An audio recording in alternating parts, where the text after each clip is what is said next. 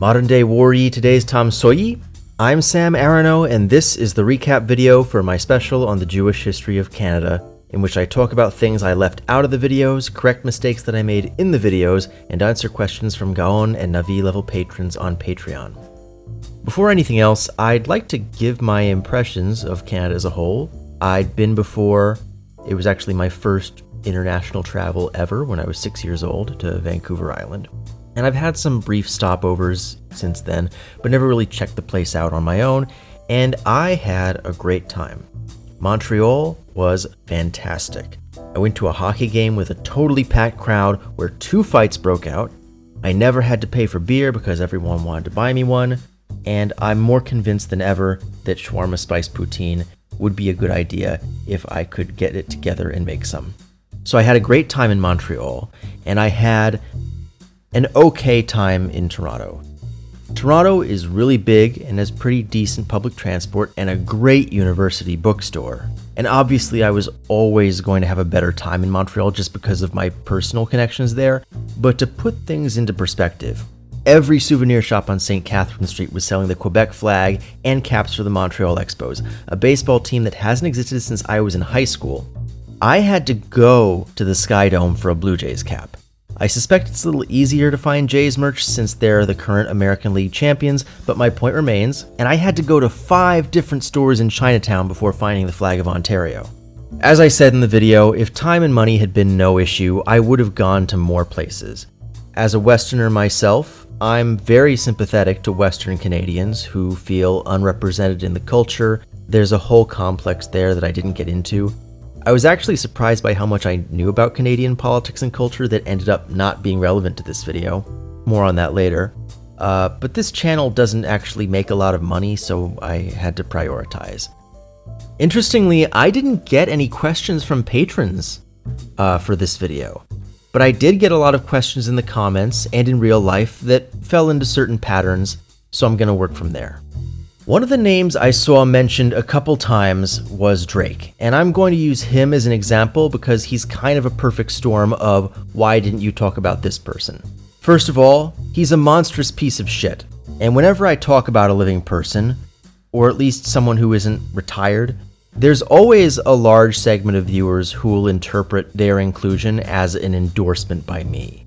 And even if he wasn't a monstrous piece of shit, I think I explained pretty well at the start of the video why I wouldn't be likely to talk about him. And that applies to most of the other celebrities I didn't name drop, which is that he doesn't exactly rep for Canada, even in a genre where civic identification is really common, albeit way less than it used to be.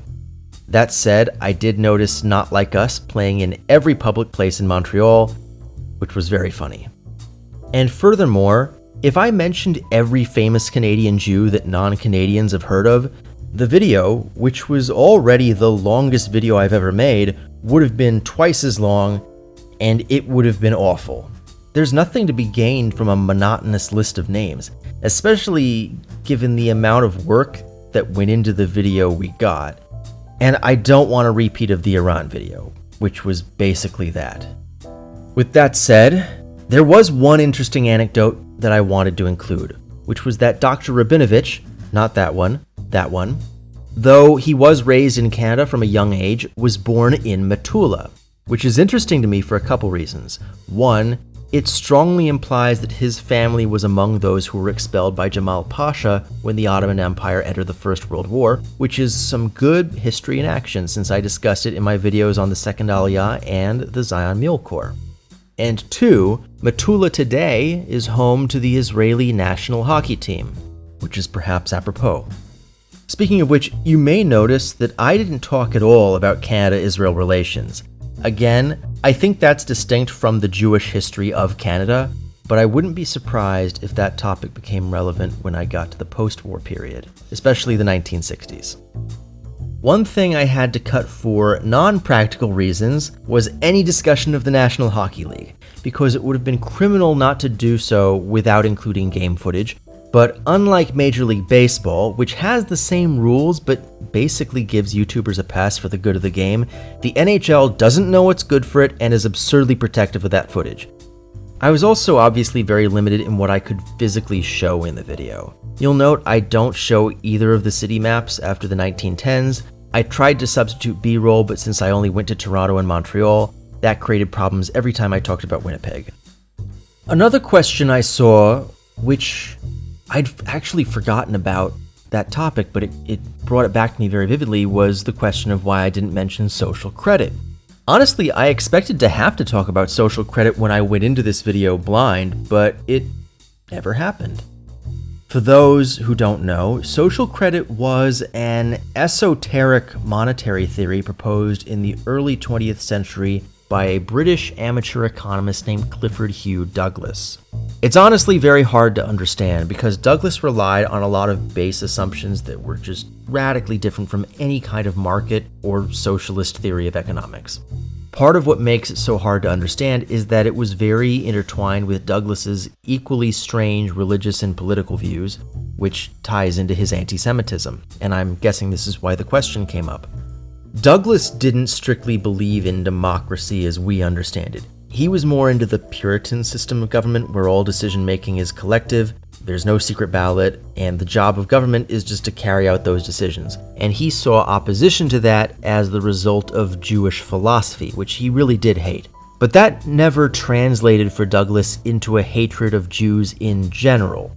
So while social credit had anti-Semitic implications, it wasn't part of the platform. It wasn't like the People's Party in the US in the 1890s.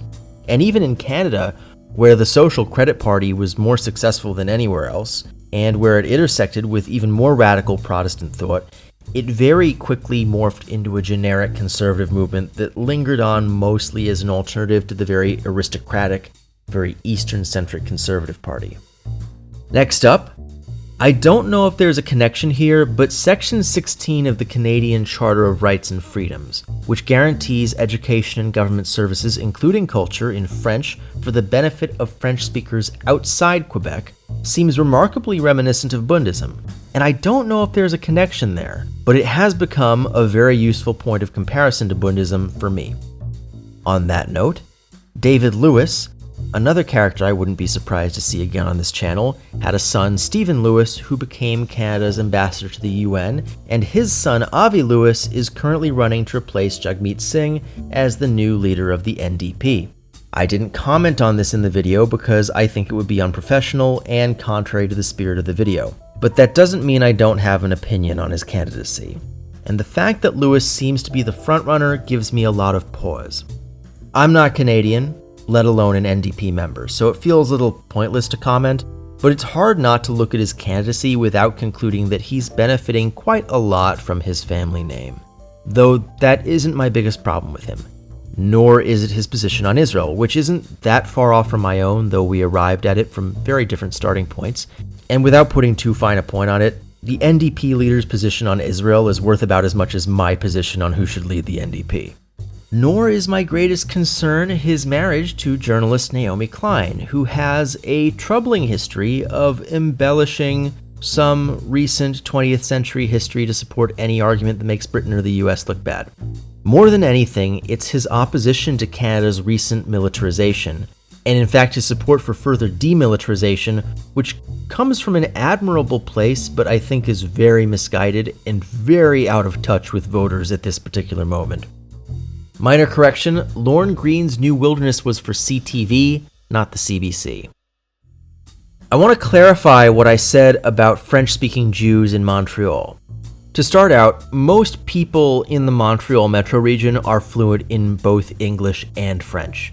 So most Jews in Quebec can speak French. In fact, I guess that almost all Jews under 40 can speak French.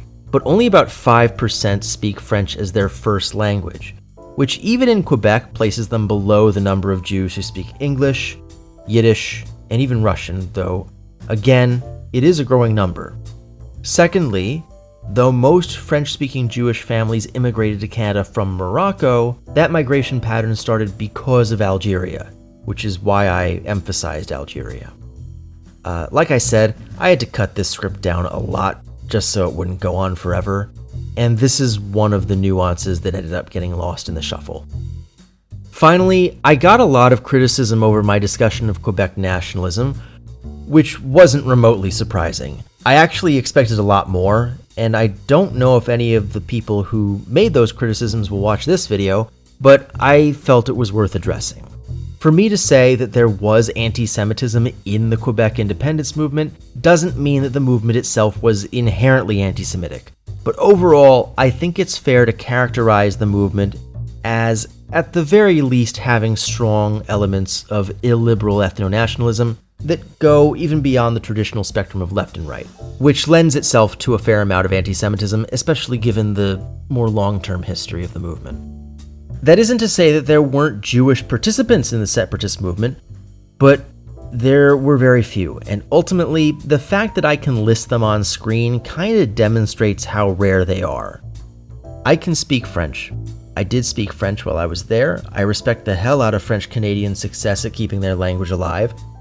But I also believe that that's compatible with a strong, independent, free, and united Canada.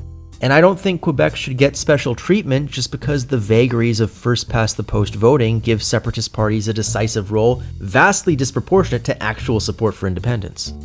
So, if there was ever a case for the Federalist parties to support ranked choice voting in Canada, this is it. And that's all for Canada. Tune in a few weeks. We're diving back into the 1930s as Tottenham takes on Millwall.